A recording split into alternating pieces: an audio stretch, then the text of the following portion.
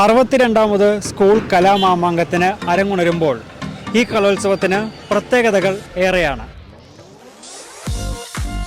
ഒരുപാട് പ്രത്യേകതകളിൽ ഏറ്റവും പ്രാധാന്യമുള്ളതാണ് ഈ കലോത്സവം പൂർണ്ണമായും ഗ്രീൻ പ്രോട്ടോകോൾ അനുസരിച്ചാണ് നടക്കുന്നതെന്നുള്ളത്.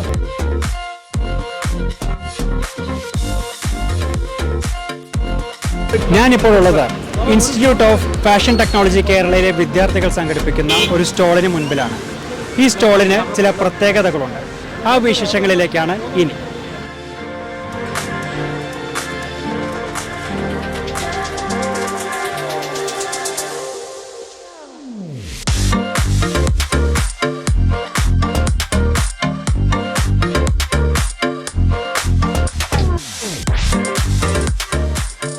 ശരിക്കും നമ്മളൊരു ഫാഷൻ എന്ന് സാധാരണ ഒരാൾ കേൾക്കുമ്പോൾ നമുക്കുണ്ടാകുന്ന ഒരു ഇതെന്ന് പറഞ്ഞാൽ ഒരു മിനി സ്കേർട്ടോ അല്ലെങ്കിൽ ഒരു ബ്രാലറ്റോ ആയിരിക്കും. പക്ഷേ ഫാഷൻ എന്ന് പറയുന്നത് അത് മാത്രമല്ല, നമ്മൾക്ക് കിട്ടുന്ന ഒരു മെറ്റീരിയൽ കൊണ്ട് അതിനെ എങ്ങനെ ബ്യൂട്ടിഫൈ ചെയ്യാമെന്നുള്ളതാണ് ആക്ച്വലി ഡിസൈനിങ് എന്ന് പറയുന്നത്. അല്ലാതെ സാധാരണ നമുക്ക് കൺവെൻഷനലായിട്ട് തോന്നുന്ന ഒന്നല്ല ഫാഷൻ. അപ്പം നമ്മളുടെ പ്രോഡക്റ്റ്സ് ചെയ്യുന്നത് ബയോഡിഗ്രേഡബിൾ ആയിട്ടുള്ള സബ്സ്റ്റൻസസ് യൂസ് ചെയ്തിട്ടാണ്. ഇവിടെ കാണുന്ന മെക്രം എന്ന് പറയുന്ന പ്രോഡക്റ്റ് എല്ലാം ചെയ്തിരിക്കുന്നത് കോട്ടൺ ത്രെഡ് വെച്ചിട്ടാണ്. അതായത് നമ്മൾ പശുവിൻ്റെ മൂക്കയറായിട്ട് യൂസ് ചെയ്യുന്ന കോട്ടൻ്റെ ത്രെഡ് വെച്ചിട്ടാണ് ഇവരിതൊക്കെ ചെയ്തിരിക്കുന്നത്. അപ്പം നിങ്ങളുടെ ഒരു സെൻസിൽ നിങ്ങൾ ആ ത്രെഡ് കാണുമ്പോൾ ഒരു റോൾ ചെയ്തിരിക്കുന്ന ഒരു വൈറ്റ് ത്രെഡായിട്ട് നിങ്ങൾക്ക് തോന്നുള്ളൂ. പക്ഷേ നിങ്ങളിവിടെയുള്ള പ്രോഡക്റ്റ്സ് നോക്ക്, അവർ എത്ര ക്രിയേറ്റീവായിട്ടാണ് അതിനെ യൂസ് ചെയ്തിരിക്കുന്നത്. അപ്പം ഞങ്ങളൊക്കെ ശരിക്കും ഇതിൻ്റെ ടെക്നിക്സ് പഠിപ്പിച്ചു കൊടുക്കുക മാത്രമേ ഉള്ളൂ.